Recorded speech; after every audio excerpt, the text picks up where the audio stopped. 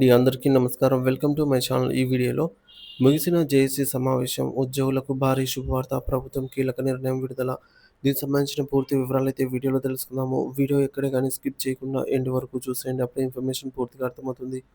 అలాగే వీడియో చూస్తున్న ప్రతి ఒక్కరు వీడియోకైతే లైక్ చేయండి ఫ్రెండ్స్. ఈ వీడియోని తోటి ఉద్యోగ, పెన్షన్ మిత్రులతో అయితే షేర్ చేయండి. కొత్తగా మన ఛానల్ చూస్తున్నవారు ఇంకా ఎవరైనా సబ్స్క్రైబ్ చేసుకోకుంటే వెంటనే మన ఛానల్‌ని సబ్స్క్రైబ్ చేసుకోండి.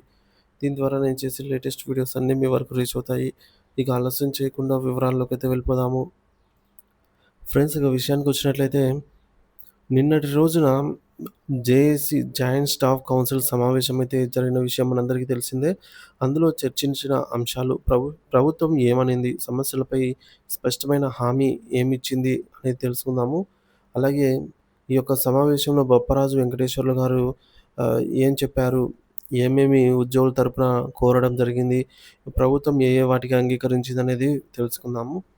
ఆంధ్రప్రదేశ్ ఆగస్టు 20న అంటే నిన్నటి రోజున ఆంధ్రప్రదేశ్ సచివాలయంలో రాష్ట్ర ప్రభుత్వ ప్రధాన కార్యదర్శి సీఎస్ అధ్యక్షతన ఉద్యోగ సంఘాల ఆహ్, ఐక్య కార్యాచరణ సమితి జేఏసీ సమావేశం రాష్ట్ర వ్యాప్తంగా లక్షలాది మంది ఉద్యోగులు, ఉపాధ్యాయులు మరియు పెన్షన్లు ఎదుర్కొంటున్న దీర్ఘకాలిక సమస్యల పరిష్కారం కోసం ఈ సమావేశం నిర్వహించారు.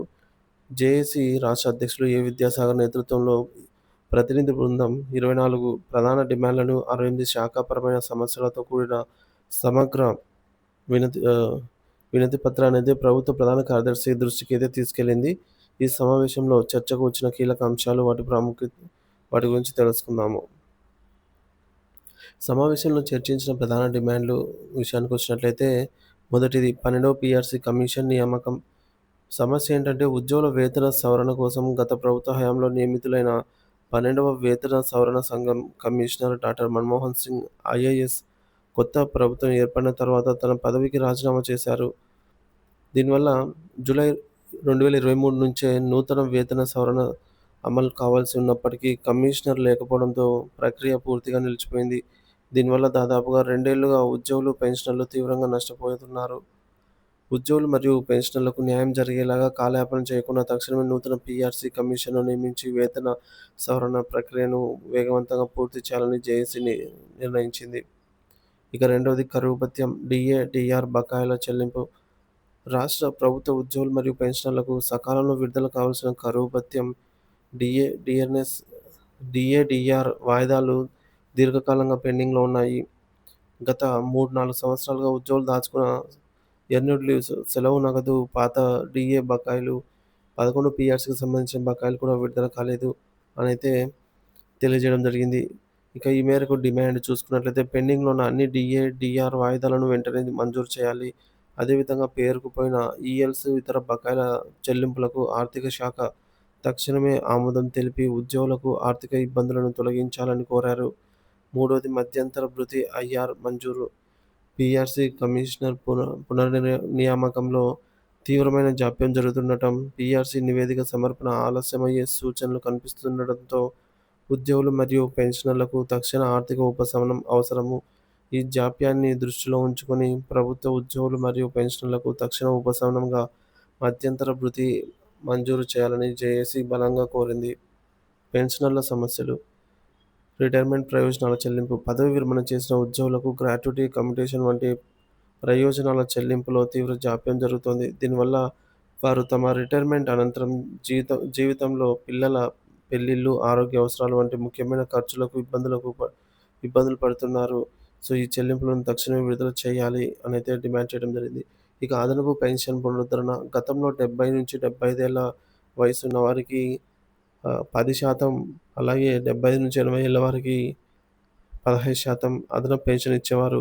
11 పీఆర్సీ అమలు తర్వాత ఈ సదుపాయాన్ని రద్దు చేశారు.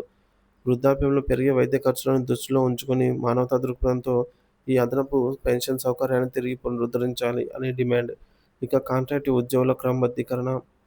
2023లో ప్రభుత్వం జూన్ 2014లో లోపు నియమితులైనటువంటి కాంట్రాక్ట్ ఉద్యోగులను రెగ్యులరైజ్ చేస్తూ నిర్ణయం తీసుకొని సుమారుగా 3,000 మందిని మాత్రమే క్రమబద్ధీకరించింది.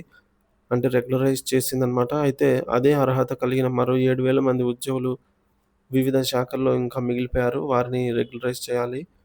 అలాగే కాంట్రాక్ట్ లెక్చరర్లు, వైద్య, ఆరోగ్య, విద్య, పంచాయతీరాజ్ వంటి శాఖల్లో పనిచేస్తున్న అర్హులైన మిగతా ఉద్యోగులందరి సేవలను కూడా వెంటనే రెగ్యులరైజ్ అయితే చేయాలని డిమాండ్.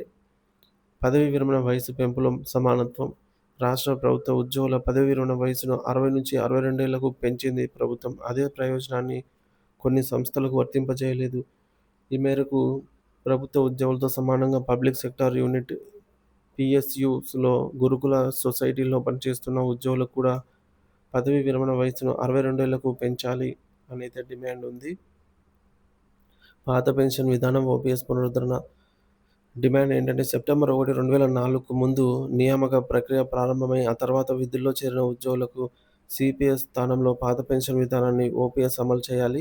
కేంద్ర ప్రభుత్వం కూడా ఒకసారి ఆ అవకాశం ఇచ్చినందుకు రాష్ట్ర ప్రభుత్వం కూడా ఈ దిశగా సానుకూల నిర్ణయం అయితే తీసుకోవాలని డిమాండ్. సీపీఎస్ బకాయిలు. సీపీఎస్ ఉద్యోగులకు రావాల్సిన డీఏ బకాయిల నుంచి ఇప్పటికే ఆదాయపు పన్ను మినహాయింపు జరిగింది కాబట్టి ఆ మొత్తాన్ని నగదు రూపంలోనే వెంటనే అయితే చెల్లించాలని డిమాండ్. ఉద్యోగుల ఆరోగ్య పథకమైనటువంటి ఈహెచ్ఎస్ పెరుగుదల. ప్రస్తుతం అమల్లో ఉన్నటువంటి ఈహెచ్ఎస్ పథకం కింద నెట్వర్క్ హాస్పిటల్స్‌లో ప్రభుత్వం సకాలంలో బిల్లులు చెల్లించకపోవడంతో అవి ఉద్యోగులు, పెన్షనర్లకు నగదురహిత వైద్యం అందించడానికి నిరాకరిస్తున్నాయి. ఈ మేరకు ఈహెచ్ఎస్ పథకాన్ని ప్రైవేట్ హెల్త్ ఇన్సూరెన్స్ కంపెనీల ద్వారా సమగ్ర బీమా పథకంగా మార్చాలి. దీనివల్ల ఉద్యోగులకు అధిక పరిమితితో రీయింబర్స్‌మెంట్, మెరుగైన చికిత్స లభిస్తుంది. ఉద్యోగుల నుంచి వస్తున్న ఈహెచ్ఎస్ సబ్స్క్రిప్షన్ నిధులను మరియు ప్రభుత్వ వాటాను నేరుగా ఎన్టీఆర్ ఆరోగ్యశ్రీ ట్రస్ట్‌కు జమ చేసే విధానాన్ని పూర్తి స్థాయిలో అమలు చేసి ఆసుపత్రులకు చెల్లింపులు వేగంగా జరిగేలాగైతే చూడాలనైతే డిమాండ్. ఇక ప్రభుత్వం నుంచి హామీ. డిమాండ్లన్నిటినీ సానుకూలంగా పరిశీలించిన ప్రభుత్వ ప్రధాన కార్యదర్శి ఉద్యోగ సంఘాల ఆవేదనను అర్థం చేసుకున్నట్లు తెలిపారు. ఈ సమస్యలన్నిటినీ గౌరవ ముఖ్యమంత్రి గారి దృష్టికి తీసుకెళ్లి సానుకూల పరిష్కారం కోసం కృషి చేస్తానని ఆయన ఉద్యోగ సంఘాలకు స్పష్టమైన హామీ ఇచ్చారు. సీఎస్ హామీతో ఈ సమస్యలపై ప్రభుత్వం త్వరలోనే స్పందిస్తుందని ఉద్యోగ, ఉపాధ్యాయ, పెన్షనర్లు ఆశాభావం వ్యక్తం చేస్తూ ఉన్నారు.